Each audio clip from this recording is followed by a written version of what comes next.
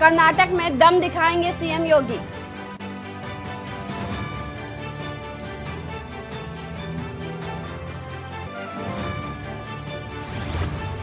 चुनाव के लिए नाम वापसी आज।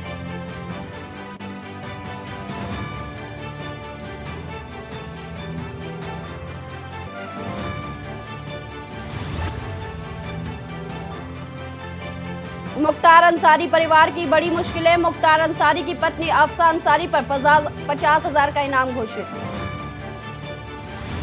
शाइस्ता की तलाश में जगह जगह पुलिस की छापेमारी, नहीं मिला सुराग, मायके वाले भी घर छोड़कर भागे।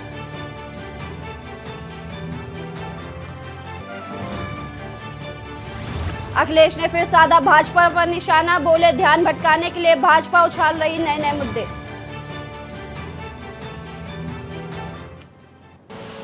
आप देख रहे हैं के न्यूज, खबरों का सारथी। खबर लखनऊ से, जहां माफियाओं की पत्नी ने यूपी पुलिस को किया पस्त। अब बाहुबली की पत्नियां को भी नहीं पकड़ पा रही यूपी पुलिस।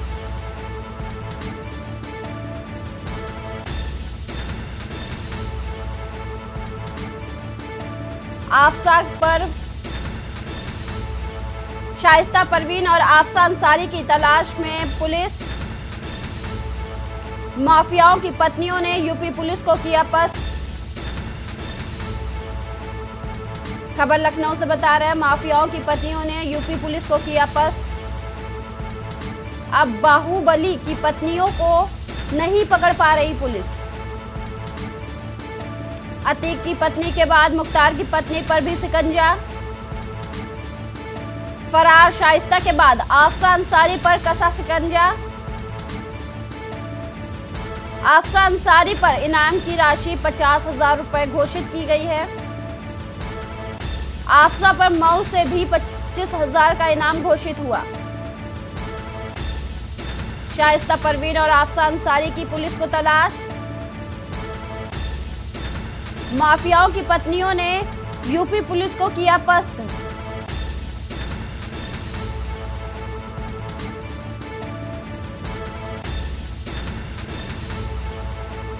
अब बाहुबली की पत्नियों को नहीं पकड़ पा रही पुलिस।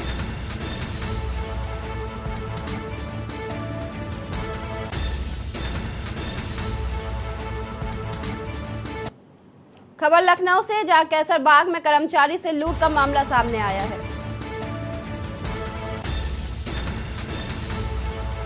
लूट के प्रकरण में घटना का सफल अनावरण।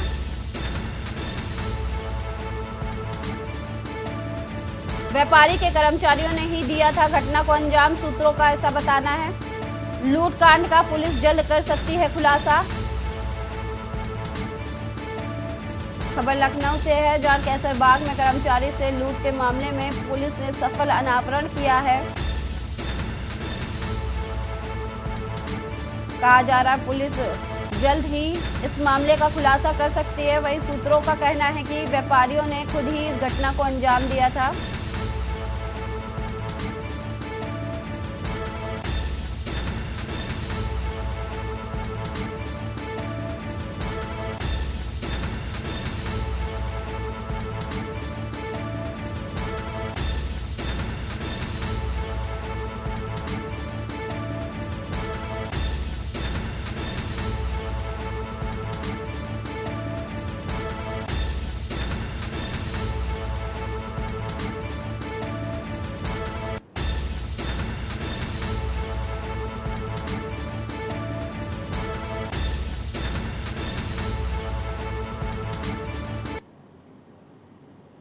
फर्रुखाबाद जनपद पुलिस ने अंतर्राज्यीय मादक पदार्थों की तस्करी करने वाले गिरोह के 15,000 रुपए के पुरस्कार घोषित कर अपराधी सहित 7 सदस्यों को गिरफ्तार करने में सफलता हासिल की है। अपराधियों के कब्जे से पुलिस ने लगभग 60 लाख रुपए कीमत की 6 किलोग्राम नाजायज अफीम, एक कार, 8 मोबाइल फोन बरामद किए हैं। पुलिस लाइन सभागार में आयोजित प्रेस वार्ता के दौरान फर्रुखाबाद के पुलिस अधीक्षक अशोक कुमार मीणा ने जानकारी देते हुए बताया कि कानपुर जोन के अपर पुलिस महानिदेशक आलोक सिंह के निर्देशन, पुलिस महानिरीक्षक प्रशांत कुमार के कुशल पर्यवेक्षण, पुलिस अधीक्षक अशोक कुमार मीणा के कुशल मार्गदर्शन में अपर पुलिस अधीक्षक डॉक्टर संजय कुमार सिंह, मोहम्मदाबाद सीओ अरुण कुमार के नेतृत्व में अपराधियों के विरुद्ध चलाए जा रहे अभियान के दौरान एसओजी टीम प्रभारी अशोक कुमार शर्मा, सर्विलांस टीम प्रभारी जगदीश भाटी, जहानगंज थाना प्रभारी बलराज भाटी अपनी पुलिस टीमों के साथ थाना जहानगंज क्षेत्र के काली नदी पुल के पास छापामारी कर कोतवाली मोहम्मदाबाद से वांछित 15,000 रुपए के इनामी अभियुक्त जनपद बरेली से थाना विसादगंज निवासी इकरार सहित गिरोह के 7 सदस्यों को गिरफ्तार किया गया है। अभियुक्त झारखंड के थाना लातेहार, दिल्ली एवं बरेली जनपद के निवासी है। सफलता प्राप्त करने वाली टीम को पुलिस अधीक्षक अशोक कुमार मीणा ने 10,000 रुपए का इनाम भी दिया है।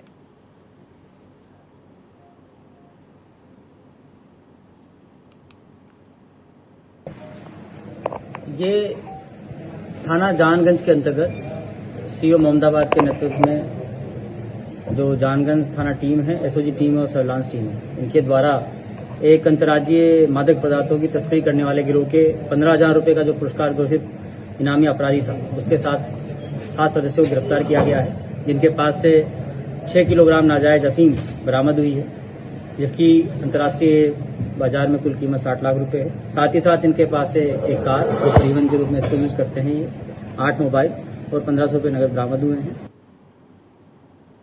फतेहपुर सीकरी के गांव पाली निवासी रामू जाट ने पुणे में आयोजित पुशअप प्रतियोगिता में 2,899 पुशअप बिना रुके की सबसे ज्यादा कम समय में लगाकर नया राष्ट्रीय रिकॉर्ड बनाया है।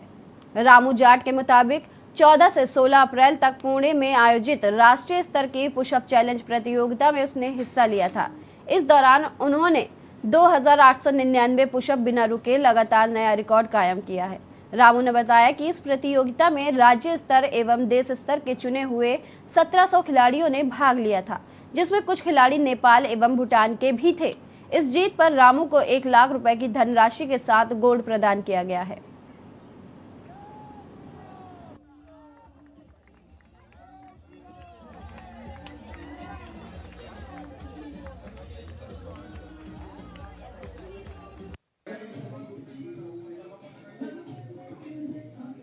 लाने के लिए उधारी लेके ये किसान का लड़का है और यहाँ पे शायद 40 मिनट तक लगातार किया। शायद ये मशीन है, मतलब 2-2.5 घंटे और भी कर सकता था। अगर आप में से जिंदगी में कभी किसी को निराशा हो ना, कभी लगे कि जिंदगी में कुछ नहीं बचा, सब कुछ लूट गया, खराब हो गया, तो ये जो चेहरे हैं ये याद कर लो आप कि जिस आदमी के पास चेहरे नहीं हो तो इनका वीडियो देख लीजिए, वीडियो देख लेना आप कि मतलब एक आदमी सिर्फ जिद, जुनून और मेहनत। खबर रायबरेली से है, जहां मुख्य चिकित्सा अधिकारी ने सीएचसी का निरीक्षण किया। हालांकि उनके आने की खबर स्टाफ को पहले ही लग चुकी थी, वहीं लेट लतीफ आने वाला स्टाफ समय से उपलब्ध मिला। आपको बता दें, ओपीडी में मरीजों की भीड़ भाड़ बनी और सीएमओ ने स्टाफ को अनिवार्य रूप से मास्क लगाने के निर्देश भी दिए। कहीं उन्हें मेडिकल स्टोर की दवाएं तो नहीं लिखी जा रही। जानकारी करने पर मरीजों ने बताया कि 17 नंबर पर बैठे डॉक्टर ने अस्पताल से दवा लिखी है। सीएमओ ने लेबर रूम से नर्स सीमा मौर्य, गरिमा मिश्रा से परिवार नियोजन और प्रसव संबंधी जानकारी ली। लैब, वैक्सीन कक्ष, साफ सफाई आदि स्वास्थ्य सेवाओं का जायजा लिया। उन्होंने डॉक्टरों को बाहर से दवाएं न लिखने की सख्त हिदायत दी। कोविड-19 की तैयारियां देखी। वहीं निरीक्षण के दौरान जहां खामियां मिली तो उन्हें अधीनस्थों को कड़ी फटकार भी लगाई।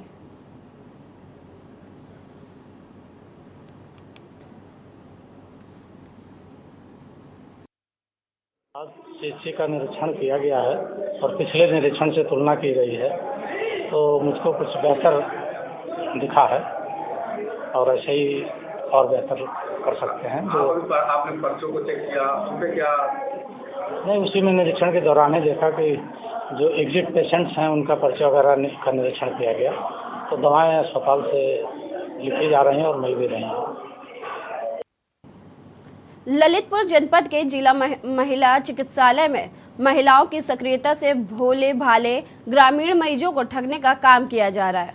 महिलाएं सीधे साधे मरीजों को बहला फुसला कर प्राइवेट नर्सिंग होम में ले जाकर उनसे पैसे ऐंठने का कार्य करती हैं। इसी बात को लेकर कुछ दिन पहले पैसों की लेन देन कर दो महिलाओं में आपस में झगड़ा होने पर चप्पलों की एक दूसरे पर बौछार होने लगी। महिलाएं झूठ बोलकर अपने आप को आशा बहू बताने लगती हैं। इस बात का विरोध आशा बहू संगठन ने किया है। महिला चिकित्सालय में आमतौर पर महिलाओं को बहलाती फैसला दे इन महिलाओं को देखा जा सकता है।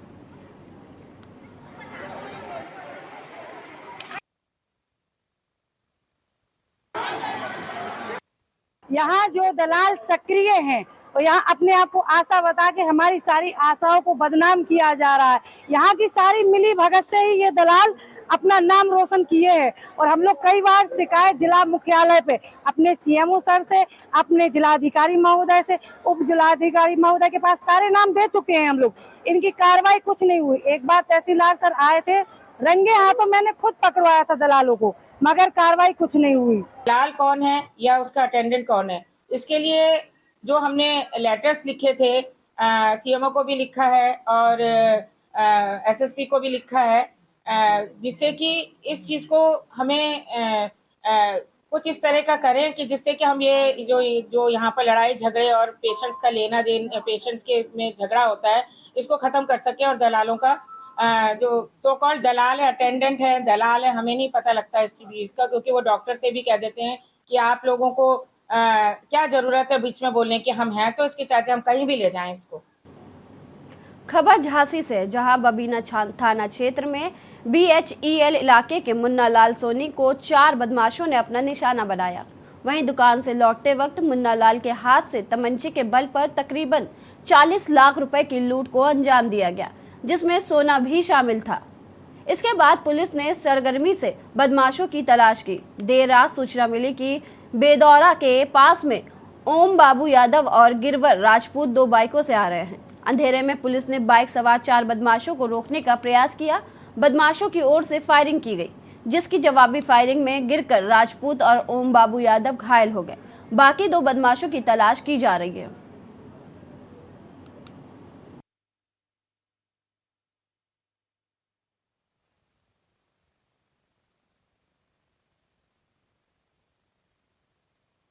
बबीना थाना क्षेत्र के भेल कस्बे में मुन्ना लाल सोनी ज्वेलर्स के साथ में 4 बदमाशों के द्वारा लूट की गई थी, जिसके संबंध में उचित धाराओं में अभियोग पंजीकृत किया गया था थाना बबीना पे। और तभी से वरिष्ठ पुलिस अधीक्षक महोदय के द्वारा वर्कआउट करने के लिए टीमें लगाई गई थी। अपराधियों को चिन्हित कर लिया गया था। आज मुखबिर से सूचना मिली थी कि बेदौरा की तरफ से अपराधी निकलने वाले हैं। जे में लेकर जब इनसे पूछताछ की गई तो उसमें वो गिरवर राजपूत और ओम बाबू यादव, इन्होंने अपना नाम बताया और इनके कब्जे से करीब 200 ग्राम सोना तथा कुछ कैश बरामद हुआ है। खबर कन्नौज से है, जहां पुलिस के हाथ बड़ी सफलता लगी है। वहीं पुलिस ने एक और अवैध असलाह फैक्ट्री पकड़ी है। आपको बता दें कि जंगल में शातिर असलाह कारीगर बना रहा था अवैध असलहे। मुखबिर की सूचना पर पुलिस ने एक बंदूक सहित 11 बने अधबने असलहे बरामद किए। सौरिक पुलिस ने वीरपुर के जंगल में छापा मार कर भांडाफोड़ किया। क्षेत्र के ही सकरावा का नबी अहमद उर्फ मोटा असला फैक्ट्री चला रहा था।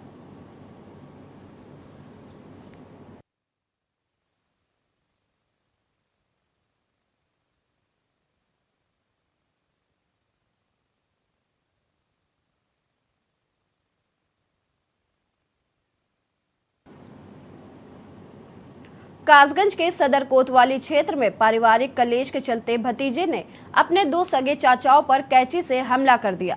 मौके पर पहुंचे पड़ोसियों द्वारा दोनों घायलों को जिला अस्पताल में भर्ती कराया गया, जहां से उन्हें अलीगढ़ के लिए रेफर कर दिया गया है।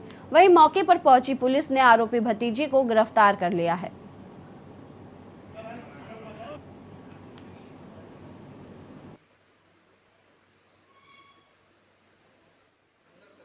चाचा हैं दोनों, हमारे चहेरे भाई ने हमला कर दिया। आज ये आए दिन उनसे रुपयों की मांग करता था। आज भी सुबह रुपयों की मांग करी, जब उन्होंने पैसे ना दिए तो उनको घर में बंद करके कैंची से हमला किया, धारदार हथियार से। बहुत भयंकर उनके ऊपर हमला है। बहराइच के काजीपुरा में एसी लगाने को लेकर दो पक्षों में हुई मारपीट का मामला इतना बढ़ गया कि एसी लगाने वाले पक्ष, जिन्हें चोटें भी आई, अपनी समस्या को लेकर बहराइच के नगर कोतवाली पहुंचे।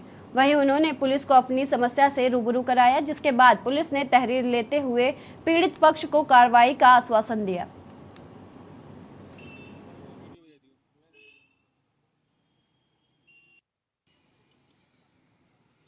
ये हुआ था कि हम विंडो एसी लगवा रहे थे, स्पीड एसी लगवा रहे थे, आउटडोर बाहर लगवा रहे थे अपनी दीवार में। उसको लगवाने के लिए उन्होंने मना किया, तो मना किया। हमने कहा कि अपनी दीवार में पीक कादरी और रजा, ये हमारे सामने के पड़ोसी हैं। हमारी दीवार है, दीवार के पीछे 5 फीट का रास्ता सरकारी है, उसके बाद उसका घर है। हम अपनी दीवार पे आउटडोर लगवा रहे थे, दीवार के अंदर। उन्होंने मना किया। मना करने के बाद हमने कहा कि हम अपनी दीवार पे लगवा रहे हैं, तो हम ये नहीं माने कि हम लगवाएंगे, तो उन्होंने हमला कर दिया तीनों ने मिलके। हमारे भैया लगवा रहा था एसी, उसी जब बवाल हुआ उन्होंने हमला कर दिया। पीक कादरी और रजा और उनकी अम्मा, ये हमारे घर के पड़ोसी सामने रहते हैं। उन्होंने इतना हमला कर दिया, बच्चों को हमारी ईंटें से तलवार निकाला है, छुरी निकाला है, सब उसे मारा। छुरी हमारे लग गई हाथ में यहाँ पर, और हमारे चोट लगी, डंडे से मारा, छुरी से, ईंटें से मारा, सब मारा।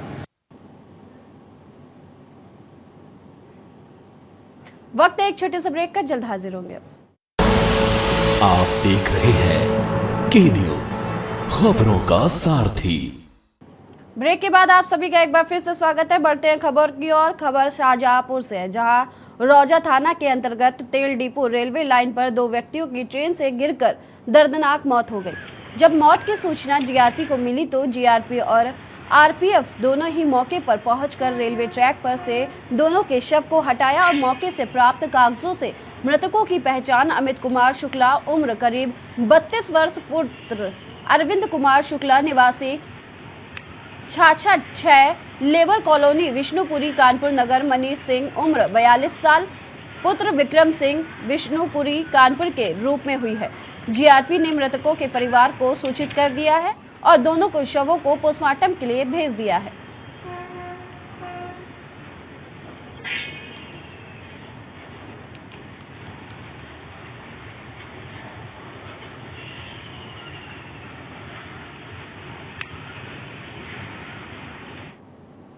इत्तेहाद मित्तल काउंसिल के प्रमुख मौलाना तौकीर रजा ने अतीक अशरफ हत्याकांड और मुस्लिम समुदाय पर हो रहे अत्याचार के खिलाफ धरना प्रदर्शन करने की चेतावनी दी है। आईएमसी के बयान के बाद पुलिस अधिकारियों ने बरेली में भारी पुलिस बल तैनात किया है। पुलिस ने आईएमसी के प्रमुख के साथ ही वरिष्ठ नेताओं के घर बाहर पुलिस बल तैनात किया है और आचार संहिता, हाई अलर्ट, धारा 144 के उल्लंघन पर सख्त कार्रवाई करने की जानकारी दी है।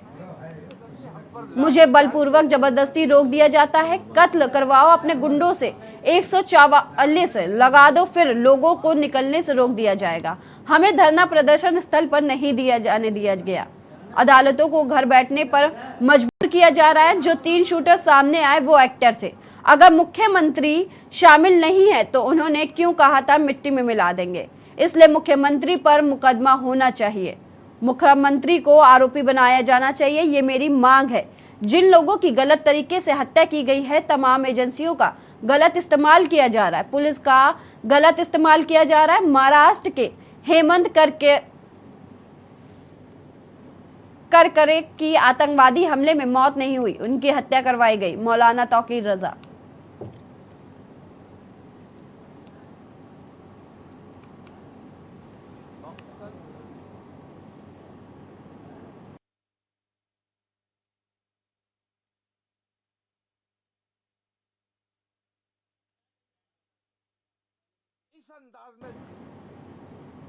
फतेहाबाद के थाना डौकी क्षेत्र स्थित पटाखा फैक्ट्री में अचानक आग लग गई। फैक्ट्री में काम कर रहे लोगों में भगदड़ मच गई। घटना से गांव में दहशत फैल गया। ग्रामीणों ने बताया कि करीब 1 घंटे तक धमाकों की आवाज गूंजती रही। धमाकों की आवाज बंद होने पर ग्रामीणों ने बड़ी मुश्किल से आग पर काबू पाया। स्थानीय लोगों का आरोप है कि तय मात्रा से अधिक आतिशबाजी का निर्माण किया जा रहा है। उप जिलाधिकारी दीपक कुमार पाल ने बताया कि पटाखों में आग लगने के कारण त्रिपाल जल गई। कोई बड़ी जनहानि नहीं हुई है। उन्होंने बताया फैक्ट्री मालिक अजीज खान ने लाइसेंस मांगने पर उसने पुराना लाइसेंस दिखाया था, नया लाइसेंस नहीं लिया है। जमीन भी संक्रमणीय है, इसकी भी जांच करवाई जा रही है।